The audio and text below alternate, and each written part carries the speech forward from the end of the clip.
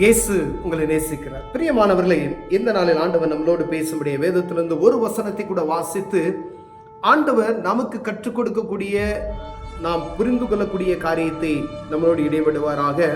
அது மார்க்குவின் புஸ்தகம் 7வது அதிகாரம் 6வது வசனம் இப்படியாக சொல்லுகிறது: அவர்களுக்கு அவர் பிரதியுத்தரமாக, இந்த ஜனங்கள் தங்கள் உதடுகளினால் என்னை கனம் பண்ணுகிறார்கள், அவர்கள் இருதயமோ எனக்கு தூரமாய் விலகி இருக்கிறது என்றும் அப்படி என்று எழுதப்பட்டு இருக்கிறது. அவர்கள், ஆண்டவர் தான் சொல்றாரு, இந்த ஜனங்கள் தங்கள் உதடுகளினாலே என்னை கனம் பண்ணுகிறார்கள், வாய்மொழியாய் மேலோட்டமாய், ஆனா அவங்க இருதயமோ என்னை விட்டு தூரமாய் இருக்கிறது என்று சொல்லப்பட்டு இருக்கிற இந்த வசனத்தை ஆண்டவர் சொல்லுகிறார். ஆண்டவர் பார்க்கிற அந்த ஜனங்களுடைய அவருடைய காரியங்களை எல்லாம் பார்த்து விட்டு ஆராதிக்கிறார்கள், வாயளவாய் என்னை துதிக்கிறார்கள், ஆனா இருதயமோ வேறு எங்கேயோ இருக்கிறது, தூரமாய் இருக்கிறது. தெய்வத்துக்கும் ஜனங்களுக்கும் உள்ள நெருக்கம் அதிகமாய் இருக்கிறது.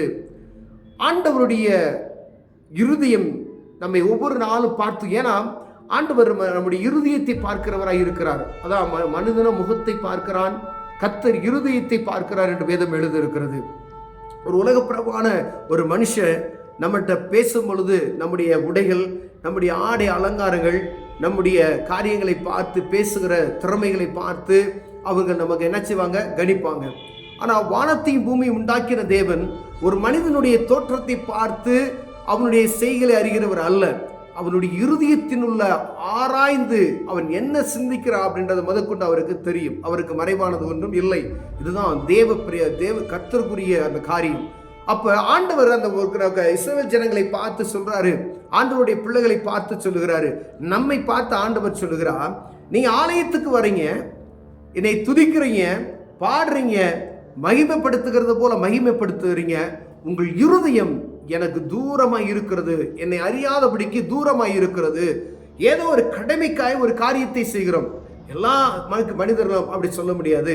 ஆனால் நம்மை ஆராய்ந்து பார்த்தோமாயினால், நம்ம ஒவ்வொரு சபையாக இருந்தாலும் சரி, தனிப்பட்ட ஒரு மனிதனாக இருந்தாலும் சரி, இதை கேட்டுக்கொண்டு இருக்கிற அன்பு சகோதரனை, சகோதரியே, நீங்க ஆண்டவரை ஆராதிக்கிற ஆராதனை எவ்விதமாய் இருக்கிறது என்று பார்க்கும்படியாய் ஆண்டவர் விரும்புகிறார். இப்ப ஆண்டவர் நம்ம பார்த்து அந்த கேள்வியை கேட்டார்னு வச்சுக்கோங்களேன், நீங்க உதடுகளினால் என்னை ஆராதிக்கிறீங்க, ஆனா உங்க இருதயம் ஆராதனைக்குள் இல்லை, எங்கேயோ இருக்கிறது என்று சொன்னா, நான் என்ன நிலைமையில அதை நான் எடுத்துக்கொள்ள முடியும்? ஒருவேளை உங்க வீட்டில் ஒரு காரியத்தை நீங்க செய்யும் போது, உங்க பிள்ளைகளுக்கு ஒரு காரியத்தை செய்யறீங்க, இல்லை உங்க கணவனுக்கு ஒரு மனைவிக்கு ஒரு காரியத்தை செய்யறீங்க, அந்த காரியத்துல ஒரு பரிபூர்ணம் இல்லாதபடிக்கு ஒரு உணவாக்கி கொடுக்குறீங்க, ஏதோ கடமைக்கு ஆக்கி கொடுக்குற ஒரு காரியம் இருக்கும், அதுல உப்பு சப்பு இல்லாதபடி ஆக்கி கொடுத்தா என்ன செய்வாங்க, தூக்கி கொட்டிட்டு போவாங்க.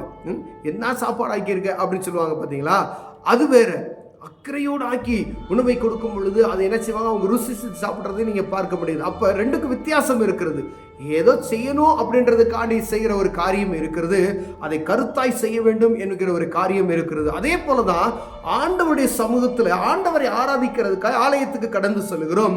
அந்த ஆலய ஆராதனை அவருக்கு பிரயோஜனம் உள்ளதா இருக்கிறதா, அவரை நான் மகிமைப்படுத்துகிறதாய் காணப்படுகிறதா என்று பார்க்க முடியாது. ஒருவேளை நான் சும்மா அவர்கள் பாட சொல்றாங்கன்னு சொல்லி ஒரு பாடை பாடிவிட்டு கொஞ்ச நேரம் ஜெபிங்க அப்படின்னு சொல்றாங்க, ஜெபித்து விட்டு வருகிறது, அது கடமை. அது உதடுகளின், அங்க சொல்லப்படுகிற என் ஜனங்கள் உதடுகளினால் என்னை கனம் பண்ணுகிறார். சும்மா வாயளவா அப்படி பேசுறேன். இப்போ ஒரு குறிப்பிட்ட ஒரு மனிதருக்கு இப்போ வாக்குறுதிகளை போல சில சொல்ல முடியாத வாக்குறுதிகளை சொல்லுவாங்க, பார்த்தீங்களா? அந்த மாதிரி இதை நான் செஞ்சிடறேன் அப்படின்னு சொல்லுவாங்க. அது சொல்லுவது ஈஸி, ஆனால் அதை செய்து காட்டுவது கடுமையான காரியம். அரசியல் கட்சி தலைவர்கள் இருக்கிறாங்க, வாக்குறுதிகளை அள்ளி வீசுவாங்க. ஆனா சொன்ன வாக்குறுதிகளை நிறைவேற்றுவது என்பது பயங்கர கடினமான காரியம். சொல்ல முடியாத காரியத்தை சொல்லிவிட்டு அதை செய்ய முடியும் அப்படின்னு சொன்னா முடியாது. அதே போலதான் தேவ சமூகத்துல போய் நான் ஆண்டவரை சும்மா துதித்து விட்டு வருகிறது, அது வெறுமையே, அது ஒன்றும் இல்லை, வெறுமை. ஆனா ஆண்டவர் விரும்புகிறார், அவங்க இருதயம் தூரமா இருக்கிறது, என் பக்கத்துல ஒன்றும் வரல.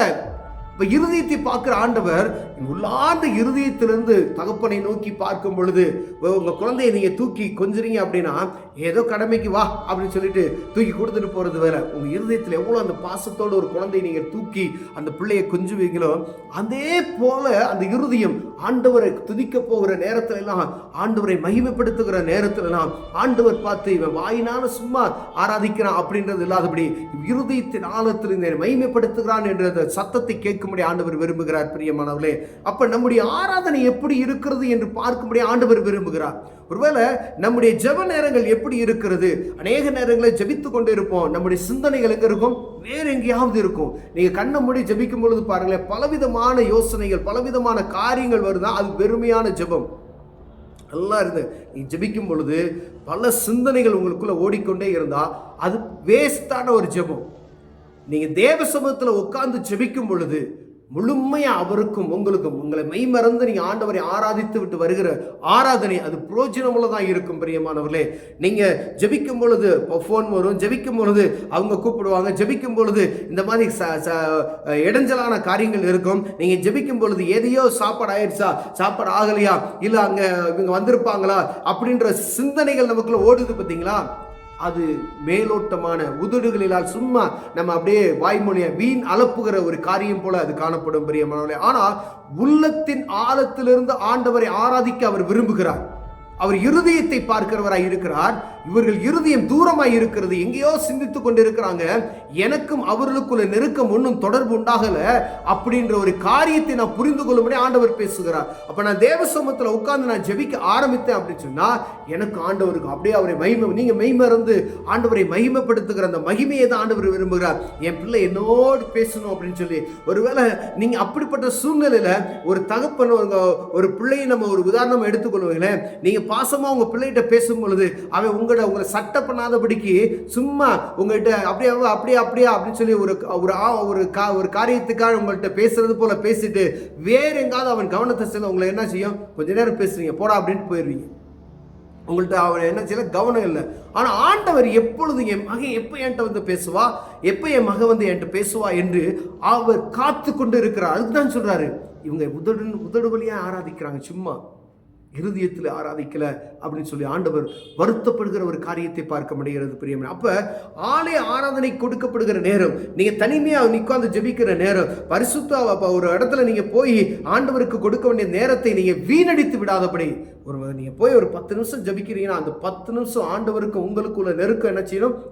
நான் பக்திமான் என்று சொல்லி வெளிவேஷம் தரித்துக் கொள்ளாதபடிக்கு எச்சரிக்கையா இருக்கும்படி ஆண்டவர் விரும்புகிறார். நான் பக்திமான் என்று சொல்லி கூட சும்மா சொல்றது அல்ல, ஆனா தேவ சமூகத்துல போய் பக்திமானுக்குள்ள அந்த காரியத்தை நான் நடத்துகிறதுக்கு நான் புரோஜனமுள்ளவனாய் காணப்படும்படி அழைக்கப்படுகிறேன். பிரியமானவரே, அப்ப தேவ சமூகத்துல போனா சிந்தனைகள் உங்களுக்கும் அவருக்கும் தான்.